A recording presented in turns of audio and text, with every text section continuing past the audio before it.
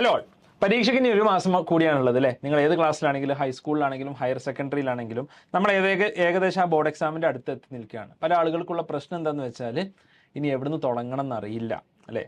കുറേ പഠിച്ചിട്ടുണ്ട്, അല്ലെങ്കിൽ മേ ബി പഠിച്ചിട്ടില്ല. അപ്പോൾ ഇനി എങ്ങനെ നമുക്ക് ടൈം യൂട്ടിലൈസ് ചെയ്യണം, ഈ ഒരു മാസം കൊണ്ട് എങ്ങനെ റിവൈസ് ചെയ്യണം എന്നുള്ളതാണ് ചോദ്യം. നമുക്ക് എല്ലാവർക്കും അറിയാം റിവിഷൻ എന്നുള്ളതാണ് നമുക്കൊക്കെ ചെയ്യേണ്ട കാര്യം എന്നുള്ളത്. നമുക്കറിയാം, നമ്മുടെ ടീച്ചേഴ്സ് നമ്മളോട് നിരന്തരം പറഞ്ഞുകൊണ്ടിരിക്കുന്നുണ്ട്. പക്ഷേ ഉള്ളിലുള്ള ചോദ്യം ഇതാണ്, ഈ ഒരു മാസം കൊണ്ട് എങ്ങനെ മേ ബി ഒരു 100 ചാപ്റ്റേഴ്സ് അല്ലെങ്കിൽ 120 ചാപ്റ്റേഴ്സ് ഉണ്ടെങ്കിൽ അത് മുഴുവൻ പഠിച്ചു തീർക്കുക? അത് പ്രാക്ടിക്കലി പോസിബിൾ ആണോ?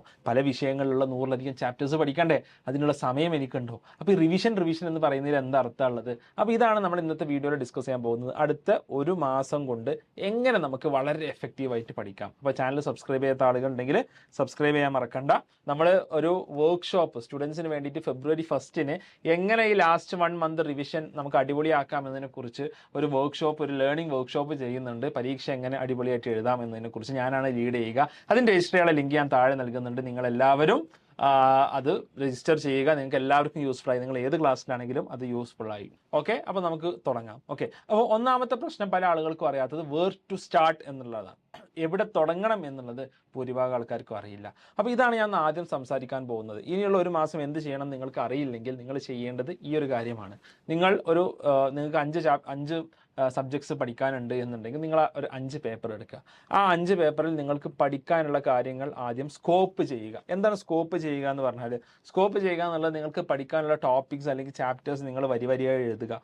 ഫോർ എക്സാമ്പിൾ, നിങ്ങൾക്ക് മാത്തമാറ്റിക്സ് പഠിക്കാനുണ്ടെങ്കിൽ ഒന്ന് അരിത്മെറ്റിക് പ്രോഗ്രഷൻസ് അല്ലേ, arithmetic progressions. 2 quadratic equation. 3 circles. 4 tangents. 5 statistics. 6 probability. Okay, ഞാനൊരു സാമ്പിൾ എഴുതി. ഇതേപോലെ ഇനി ഫിസിക്സിൽ motion in 1 dimension, motion in 2 dimension, circular motion, അതേപോലെ തന്നെ mechanics of solids and fluids, nuclear physics, ഇതൊക്കെ എഴുതാം. കെമിസ്ട്രിയിൽ ഇന്നുന്ന ചാപ്റ്റേഴ്സ് ആണ് എഴുതാം. ഇത് എഴുതി കഴിയുമ്പോൾ നമുക്ക് മനസ്സിലാകും ഇത്രയും പഠിക്കാനുണ്ടല്ലോ. കാരണം നമ്മുടെ ഫോക്കസ് പലപ്പോഴും ഒന്നാമത്തെ സബ്ജക്റ്റായിരിക്കും കാര്യമായിട്ടുണ്ടാവുക അല്ലേ? അരിത്മെറ്റിക് പ്രോഗ്രഷൻ ഒന്നാമത്തെ ചാപ്റ്റർ ആണെങ്കിൽ നമ്മൾ അത് ഒരുപാട് തവണ വായിച്ചിട്ടുണ്ടാവും. യൂണിറ്റ്സ് ആൻഡ് ഡയമെൻഷൻ ഫിസിക്സിൽ ഒന്നാമത്തെ ചാപ്റ്റർ ആണെങ്കിൽ നമ്മൾ ഒരുപാട് തവണ പഠിച്ചിട്ടുണ്ടാവും. കാരണം നമ്മൾ ആ തുടങ്ങിയ സമയത്ത് നമുക്ക് വലിയ ആവേശം ഉണ്ടാവും. എന്ന് മാത്രമല്ല എളുപ്പമുള്ളത്, അതുകൊണ്ട് തന്നെ അത് എളുപ്പമായിരിക്കും. ആ എളുപ്പമുള്ളത് നമ്മൾ വീണ്ടും പഠിക്കും. അതിനപ്പുറം നമ്മൾ ആക്ച്വലി ഈ രീതിയിൽ ലിസ്റ്റ് ചെയ്ത് കഴിഞ്ഞാൽ ആദ്യം തന്നെ എന്താണ് പഠിക്കാനുള്ളത് എന്നതിനെക്കുറിച്ച് ഒരു വളരെ നല്ലൊരു ഡീറ്റെയിൽ നമുക്ക് കിട്ടും. രണ്ടാമത് നമ്മൾ ഇതിൻ്റെ കൂടെ നമ്മൾ മാർക്ക് ചെയ്യേണ്ടത് നമ്മുടെ ഒരു കോൺഫിഡൻസ് ലെവൽ എന്താണ് എന്നുള്ളതാണ്. ഈ ഓരോ ചാപ്റ്ററും നമ്മുടെ കോൺഫിഡൻസ് ലെവൽ എന്താണ്. ഇത് 2 രീതിയിൽ നിങ്ങൾക്ക് ചെയ്യാം. മേ ബി നിങ്ങളുടെ ഇപ്പോൾ ഒരു ഇൻഡ്യൂഷൻ അനുസരിച്ച് നിങ്ങൾക്ക് മാർക്ക് ചെയ്യാം. For example, arithmetic progression it's good, എനിക്ക് അത്യാവശ്യം നന്നായിട്ട് അറിയാമെന്ന് പറയാം. അതേപോലെ ക്വാഡ്രാറ്റിക് ഇക്വേഷൻ എന്നുള്ളത് ഒരു ആവറേജ് ആണ് എന്നുള്ളത് വേണമെങ്കിൽ മാർക്ക് ചെയ്യാം. അതേപോലെ ടാൻജൻസ് എന്നുള്ളത് ആവറേജ് ആണ് എന്ന് മാർക്ക് ചെയ്യാം. പ്രോബബിലിറ്റി എന്നുള്ളത് ആവറേജ് ആണ് എന്നുള്ളത് മാർക്ക് ചെയ്യാം. അതേപോലെ തന്നെ സർക്കിൾസ് എന്നുള്ളത് ഫോർ എക്സാമ്പിൾ ഡിഫിക്കൽട്ട് ആണ് എന്ന് നമുക്ക് മാർക്ക് ചെയ്യാം. അതേപോലെ സ്റ്റാറ്റിസ്റ്റിക്സ് എന്നുള്ളത് ഡിഫിക്കൽട്ട് ആണ് എന്നുള്ളത് മാർക്ക് ചെയ്യാം. ഇതാണ് നമ്മൾ ചെയ്യേണ്ട രണ്ടാമത്തെ സ്റ്റെപ്പ് എന്നുള്ളത്. ഇത് ലിസ്റ്റ് ചെയ്യുമ്പോൾ നമുക്ക് മനസ്സിലാവും എന്തൊക്കെയാണ് നമുക്ക് പഠിക്കാനുള്ളതിൽ നമുക്ക് ബുദ്ധിമുട്ടുള്ളത്, നമുക്ക് എളുപ്പമുള്ളത്. ഇത് 2 രീതിയിൽ ചെയ്യാമെന്ന് ഞാൻ പറഞ്ഞു. ഒന്നുകിൽ നിങ്ങൾക്ക് ഇങ്ങനെ നിങ്ങളുടെ ഒരു ഇൻഡ്യൂഷൻ അനുസരിച്ച് തന്നെ ചെയ്യാം. It will be true. കാരണം നിങ്ങളൊരു 5-6 മാസമായിട്ട് ഈ വിഷയങ്ങളൊക്കെ കാണുന്നതാണ് നിങ്ങൾക്ക് ചെയ്യാൻ പറ്റും.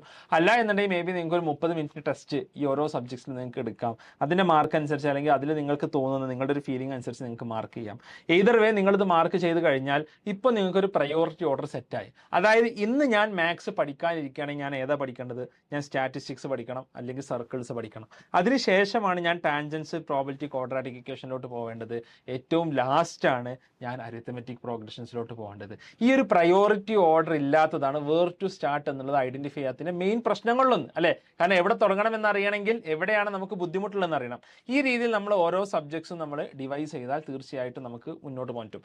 ഇതിൻ്റെ കൂടെ എനിക്ക് പറയാനുള്ളത്, നമ്മൾ ഒരു വർക്ക്ഷോപ്പ് സ്റ്റുഡൻസിന് വേണ്ടിയിട്ട് February 1 എങ്ങനെ ഈ ലാസ്റ്റ് 1 മന്ത് റിവിഷൻ നമുക്ക് അടിപൊളിയാക്കാം എന്നതിനെക്കുറിച്ച് ഒരു വർക്ക്ഷോപ്പ്, ഒരു ലേണിംഗ് വർക്ക്ഷോപ്പ് ചെയ്യുന്നുണ്ട്. പരീക്ഷ എങ്ങനെ അടിപൊളിയായിട്ട് എഴുതാം എന്നതിനെക്കുറിച്ച് ഞാനാണ് ലീഡ് ചെയ്യുക. അതിൻ്റെ രജിസ്റ്റർ ചെയ്യാനുള്ള ലിങ്ക് ഞാൻ താഴെ നൽകുന്നുണ്ട്. നിങ്ങളെല്ലാവരും അത് രജിസ്റ്റർ ചെയ്യുക. നിങ്ങൾക്ക് എല്ലാവർക്കും യൂസ്ഫുൾ ആയി, നിങ്ങൾ ഏത് ക്ലാസ്സിലാണെങ്കിലും അത് യൂസ്ഫുൾ ആയി.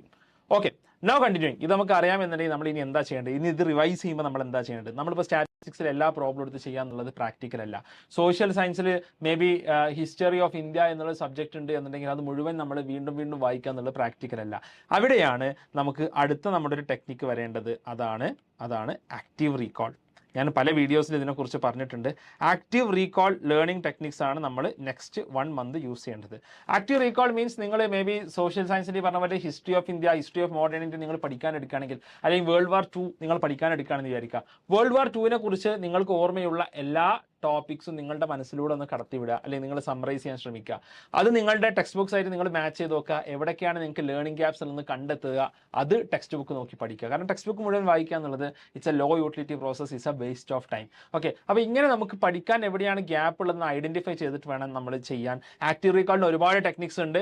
ഞാൻ എൻ്റെ വർക്ക്ഷോപ്പിൽ അതിൻ്റെ ഡിഫറെൻറ്റ് ടെക്നിക്സ് ഞാൻ എന്ത് ചെയ്യും, ഞാൻ നിങ്ങളുമായിട്ട് ഡിസ്കസ് ചെയ്യും.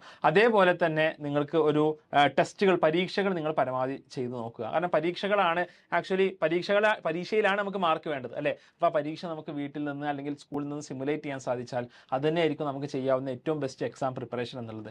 കാരണം അപ്പോൾ മാത്രമേ നമ്മുടെ ബ്രെയിന് ആ രീതിയിൽ വർക്ക് ചെയ്യാൻ വേണ്ടിയാണ് പരീക്ഷ ഉള്ളത്. നമ്മുടെ ബ്രെയിനിൽ നിന്ന് ഇത് എന്താണ്, നമുക്ക് ഈ ഡാറ്റാസ് റിട്രീവ് ചെയ്യാൻ സാധിക്കണം അല്ലേ. അപ്പോൾ അത് നമ്മൾ നിരന്തരം ചെയ്തുകൊണ്ടേ ഇരിക്കണം. അപ്പോൾ പരീക്ഷ ടെസ്റ്റിംഗ് എന്നുള്ളത് വളരെ പ്രധാനമാണ്. ഓക്കെ, സോ നമ്മൾ അവിടെ ചെയ്യേണ്ടത് പ്രീവിയസ് ക്വസ്റ്റ്യൻ പേപ്പേഴ്സ് റെഫർ ചെയ്യുക. കഴിഞ്ഞൊരു 5 വർഷത്തെ പേപ്പേഴ്സാണ് പലപ്പോഴും ബോർഡ് എക്സാമിന് മാറിയും മറിഞ്ഞും ചോദിച്ചുകൊണ്ടേയിരിക്കുന്നത്. അപ്പോൾ കഴിഞ്ഞൊരു 5 വർഷത്തെ പേപ്പേഴ്സ് റെഫർ ചെയ്യുക. കൂടുതൽ കാര്യങ്ങൾ, കൂടുതൽ ആക്റ്റീവ് റീകോൾ ടെക്നിക്സ്, എങ്ങനെ ടൈം ടേബിൾ ഉണ്ടാക്കണം, ഇത്തരം കാര്യങ്ങളൊക്കെ ഞാൻ അടുത്ത നമ്മുടെ വർക്ക്ഷോപ്പിൽ ഡിസ്കസ് ചെയ്യും. വർക്ക്ഷോപ്പിൽ രജിസ്റ്റർ ചെയ്യാൻ മറക്കേണ്ട, താഴെ ലിങ്ക് കൊടുത്തിട്ടുണ്ട്. Okay, so thanks lot. മറ്റൊരു വീഡിയോയുമായിട്ട് നമുക്ക് കാണാം. അതുവരേക്കും ബൈ.